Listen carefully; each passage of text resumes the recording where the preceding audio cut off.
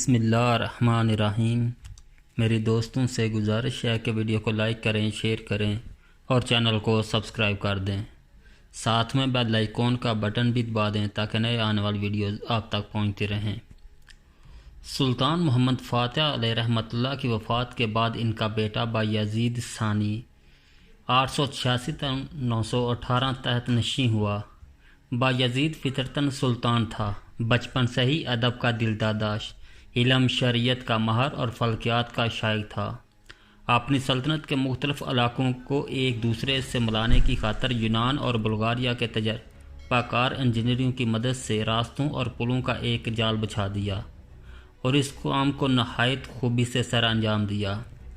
امیر جمشید بروسہ میں مقیم تھا۔ جب اسے اپنے باپ کے وصال کی خبر پہنچی تو اپنے ماتحت علاقوں میں رہنے والے لوگوں سے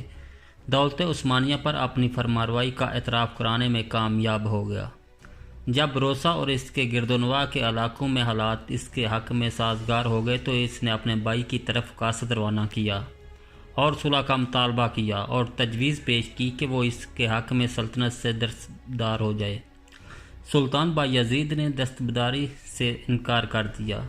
کیونکہ محمد فاتح نے اپنے بعد زماں میں اقتدار سنبھالنے کی وصیت انہی کو کی تھی، لیکن جمشید اس پر قانع نہ رہا۔ اس نے دوبارہ قاصد بھیجا اور اپنے بھائی بایزید کے سامنے یہ تجویز پیش کی کہ دولت عثمانیہ کو دو حصوں میں تقسیم کر لیا جائے، یورپی سلطنت پر بایزید حکومت کرے اور ایشیائی سلطنت پر جمشید۔ لیکن بایزید نے اس تجویز سے بھی اتفاق نہ کیا بلکہ تقسیم مملکت کی تجویز کو سرے سے ٹھکرا دیا، کیونکہ اس سے وہ عظیم مملکت ٹکڑوں میں بٹ جاتی تھی جس کے تعمیر اور وحدت کے لیے اس کے آباء و اجداد نے سخت محنت کی تھی۔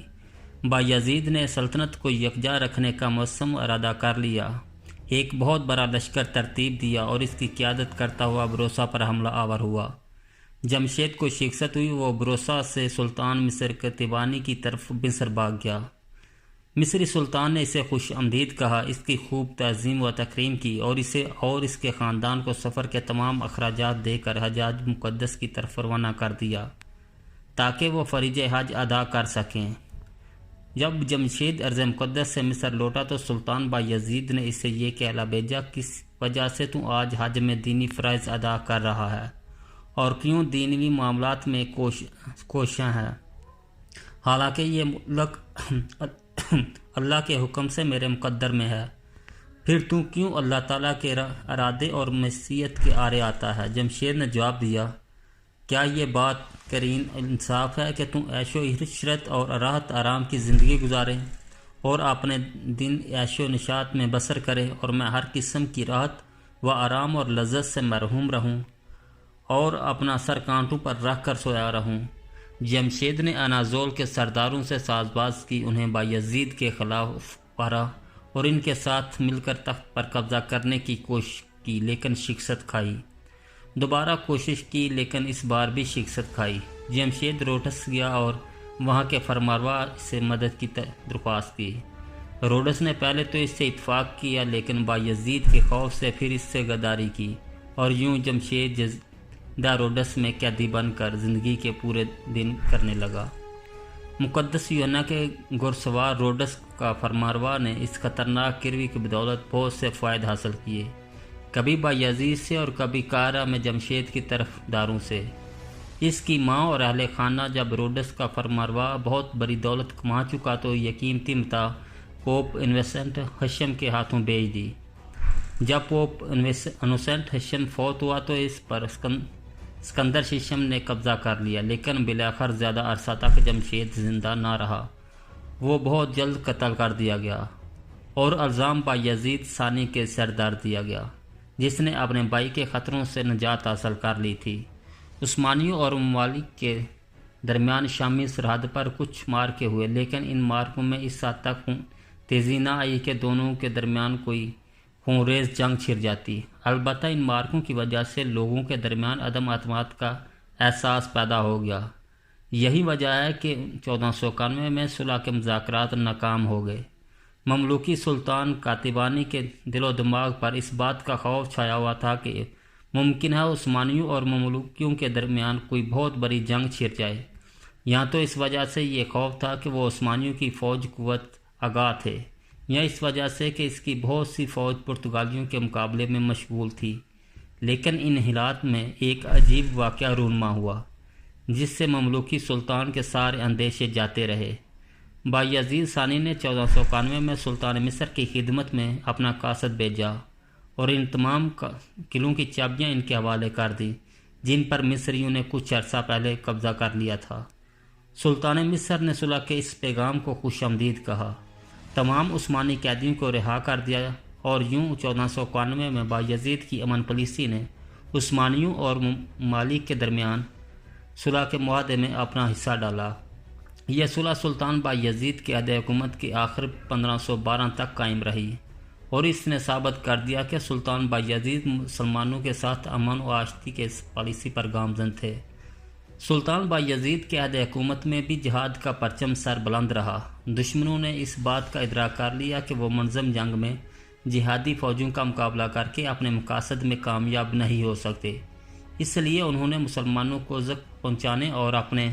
مذموم مقاصد کو پورا کرنے کے لیے سفارتی تعلقات کا ڈرامہ رچایا تاکہ وہ امت مسلمہ کو اندر ہی اندر سے کھوکھلا کر کے اسلامی معاشرے کو تباہ و برباد کر دے۔ سلطان بایزید کے عہد حکومت میں پہلا روسی سفیر 898 مطابق 1492 کو استنبول پہنچا۔ 1492 کو روسی سفیر کا آنا، اس کے بعد ماسکو کے ذوق عرفان کے عہد میں سفارتی تعلقات کا آگے بڑھنا اور اس کے نتیجے میں دشمنوں کو عثمانی سلطان کی طرف سے فوائد و خصوصی مراحت حاصل ہونا، در حقیقت ملت اسلامیہ کے دشمنوں کے سامنے ایک دروازہ کھولنے کے مترادف تھا تاکہ وہ ہماری کمزوریوں سے آگاہ ہوں اور ہماری رازوں کو جانیں، پھر امت میں پھوٹ ڈالنے، اس کو تباہ و برباد کرنے اور مسلمانوں کے عقائد و نظریات کو کمزور کرنے میں کامیاب ہوں۔ لہذا بایزید کے عہد حکومت 886 میں ہی ماسکو کا ڈوک افاساس ماسکو کی عمارت مسلمانوں کے ہاتھوں سے چھیننے میں کامیاب ہو گیا اور اسلامی ریاستوں میں نفوذ کا سلسلہ شروع کر دیا۔ اس کا ہرگز یہ مطلب نہیں کہ سلطان بایزید نے ان حالات میں کمزور موقف اختیار کر لیا تھا اور روسیوں کی اسلامی علاقوں میں نفوذ کا موقع مل گیا تھا، بلکہ یہ وجہ یہ تھی کہ عثمانیوں کو مشکل حالات کا سامنا تھا اور وہ جزیرہ نما اناضول اور پورے مشرقی یورپ میں توسیع کو روکنے کے لیے دشمنان اسلام کے خلاف برسر پیکار تھے۔ جدید ادوار کے مطالعے پر جزیرہ نما ایبیریا میں حالات نے بڑی تیزی سے پلٹا کھایا۔ عثمانی لوگوں نے تمام کوششیں اپنے علاقوں کو متحد کرنے پر مرکوز ہو گئیں اور ملکہ پشتالیہ الزبتھ اور اراگون کے بادشاہ فردینڈلی کی شادی کے بعد تو اندلس کے وہ تمام علاقے جو کسی نہ کسی صورت مسلمانوں کے زیر نگی تھے ایک ایک کر کے چھین لیے گئے تھے۔ ہسپانیہ کے متحد ممالک سقوط گرناطہ سے کچھ عرصہ پہلے پورے ہسپانیہ سے مسلمانوں کے وجود کو ختم کرنے کے لیے پل پڑے، حتیٰ کہ انہوں نے اپنے آپ کو اس کام کے لیے وقف کر دیا اور اپنی تمام تر کوششیں وحدت اسلامی سلطنت گرناطہ پر مرکوز کر دیں، جو زوال پذیر اسلامی مملکت کی آخری نشانی تھی۔ ہسپانیہ نے مسلمانوں کو جبراً نصرانی بنانے کے لیے وحشیانہ قوانین تشکیل دیے اور ان پر زندگی اجیرن کر دی تاکہ وہ جزیرہ نما ایبیریا سے کوچ کر جائیں۔ مجبوراً مسلمانوں نے، جنہیں ہسپانوی عیسائی مور کہتے تھے، ہسپانیہ کے مختلف شہروں میں علم بغاوت بلند کر دیا، اور وہ تمام علاقے جہاں مسلمان آباد تھے، خواہ وہ اکثریت میں تھے یا اقلیت میں، مسیح ظالم کے خلاف اٹھ کھڑے ہوئے، بالخصوص گرناطہ اور بلنیسیا کے علاقے میں جہاں مسلمانوں کافی تعداد میں تھے۔ بغاوت کے ان شعلوں کو بغیر کسی رحم دلی اور نرمی کے بجا دیا گیا، اور ہسپانوی حکومت کی طرف سے ان کے ساتھ کسی نرمی کا سلوک نہ کیا گیا، کیونکہ وہ خود بھی یہی چاہتے تھے کہ مسلمانوں کے بارے لوگوں کے دلوں میں زیادہ سے زیادہ نفرت اور کینہ پیدا ہو۔ دوسری طرف مسلمانوں کی نظریں فطرتی طور پر مشرق و مغرب کے مسلمان بادشاہوں پر لگی ہوئی تھی کہ شاید وہ انہیں ان مظالم سے نجات دلانے کی کوئی سبیل کریں۔ اندلسی مسلمانوں نے مسلمان بادشاہوں کی خدمت میں کئی وفود اور یکے بعد دیگر کئی خطوط ارسال کیے، ان سے گزارش کی کہ وہ ان کی مدد کرے اور مسیح ظالم سے بالخصوص مذہبی رہنماؤں اور تفتیشی عدالتوں کے ظلم و جور سے نجات دلائیں، جنہوں نے ظلم و ستم کے ہر صورت کو روا رکھا ہوا اور ان کی زندگی کو جہنم بنا کر رکھ دیا۔ اندلس کی خبریں مشرق میں پہنچ رہی تھیں اور عالم اسلام مسیحیوں کے مظالم پر پیچو تاب کھا رہا تھا۔ شاہ مصر اشرف نے یورپ اور نصرانی بادشاہوں کی طرف سفارت بھیج کر مطالبہ کیا کہ وہ ایسا نہ کریں، کیونکہ اسلامی ممالک میں ان کے نصرانی بھائی پوری طرح آزاد ہیں، جبکہ اسپانیہ میں مسلمانوں کو طرح طرح کے مظالم کا سامنا ہے۔ سلطان مصر نے دھمکی دی کہ اگر شاہ کشتالیہ اور آراگون نے ظلم و ستم کی اس روش کو ترک نہ کیا، مسلمانوں کو اپنی اراضی سے نکالنے کا سلسلہ ختم نہ کیا، ان سے عدم تعارف کی پالیسی اختیار نہ کی اور ان سے چھینی گئی اراضی انہیں واپس نہ دی گئی، تو اسلامی مملکت میں رہنے والے مسیحیوں کے ساتھ بھی اس طرح کے مظالم روا رکھے جائیں گے اور ان سے مسلمانوں کا بدلہ لیا جائے گا۔ لیکن شاہ مصر اشرف کی طرف سے دی گئی اس دھمکی کا پوپ اور کیتھولک بادشاہوں نے کوئی جواب نہ دیا، اور وہ اندلس سے اسلامی وجود کو ختم کرنے کی اپنی پالیسی پر عمل پیرا رہے۔ مسلمانوں نے سلطان بایزید کی خدمت میں خطوط ارسال کی اور مدد کی اپیل کی۔ ان خطوط میں سے ایک خط جو سلطان بایزید ثانی کے دربار میں پہنچا کچھ اس طرح سے: جناب علی، اللہ کریم جناب کو سعادت عطا فرمائے، جناب کی شہرت اور برائے اور ممالک کی فتح کو آسان، ہمارے دین و دنیا کے ستون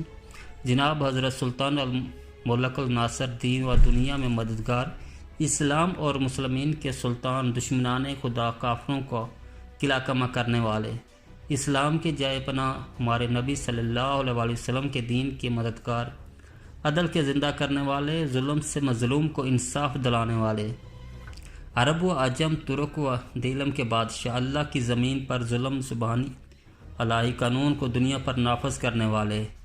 بحر و بر کے فرمانروا، حقوق کی پاسداری کرنے والے، کافروں کو نیست و نابود کرنے والے، ہمارے آقا و مولا، ہمارے سہارا،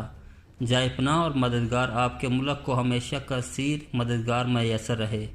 خدا آپ کو ہمیشہ کامیابیوں سے نوازتا رہے، آپ کے کارنامے اور اثرات ہمیشہ باقی رہے، مشہور کارناموں اور بے شمار خوبیوں کے مالک، نیکیوں کو ترجیح دینے والے،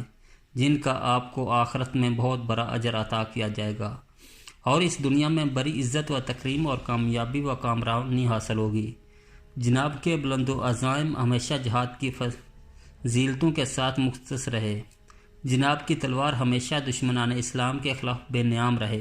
اور اس سے صبح کے سینے میں ٹھنڈک پڑے، جناب کی چمکتی تلوار اور اسلحے کی زبانی ہمیشہ اس نفیس ترین ذخیروں کا کھوج لگاتی رہے جو ان علاقوں میں موجود ہے جہاں بلائیاں پہم گتھی ہیں۔ یہ تلواریں روحوں کو جسم سے جدا کرتی ہیں۔ اپنے جناب ان لوگوں کے راہ پر گامزن ہیں جو اللہ کی رضا حاصل کرنے میں کامیاب رہے اور قیامت کے دن اللہ کی بارگاہ میں سرخرو ہوں گے۔ اس خط میں ایک ایسے قصیدے کے اشعار بھی تھے جن میں شاعر نے دولت عثمانیہ اور بایزید کی تعریف کی اور سلطنت عثمانیہ کو ان لفظوں میں ہمیشہ باقی رہنے کی عادی تھی: ہمیشہ کے دم دم سلام عزت کے ساتھ میں اپنے آقا کو مخصوص کرتا ہوں جو بہترین خلیفہ ہے۔ سلام ہو میرے آقا جو عزت اور عظمت کے مالک اور جنہوں نے کافروں کو ذلت کا لباس پہنا دیا ہے۔ سلام ہو اس شخص پر جس کے ملک کو اللہ تعالیٰ نے وسعت بخشی اور ہر سمت اسے کامیابی سے ہمکنار کیا۔ سلام ہو میرے آقا مولا پر جس کا دارالحکومت قسطنطنیہ جیسا شہر ہے اور قسطنطنیہ کیا ہی خوب شہر ہے۔ سلام ہو اس شخص پر جس نے اپنے ملک کو ترکوں کے سپاہ سے زینت بخشی اور یہ ترک اس کی رعایا میں سے ہیں۔ تم تمام پر سلام ہو، اللہ تعالیٰ نے تمہاری قدر و منزلت کو چار چاند لگا دیے ہیں اور تم کو ہر ملت سے بڑھ کر ملک عطا کیا ہے۔ سلام ہو قاضی پر اور جلیل القدر معزز و مکرم علماء پر جو قاضی کی طرح عالم اور نیک خصلت ہیں۔ سلام ہو دیندار لوگوں اور اہل تقویت پر، ان لوگوں پر جو رائے رکھتے ہیں اور اہل مشورہ ہیں۔ اس کے بعد رسالت کا نقشہ کھینچا گیا جن کا مسلمانوں کو سامنا تھا۔ بزرگوں اور عورتوں کے ساتھ مسیحیوں نے جو سلوک کیا، جسے طرح مسلمانوں سے ان کے دین کے سلسلے میں تعرض کیا گیا اور اس کا حل مذکورہ ہے۔ شعر آگے ہے۔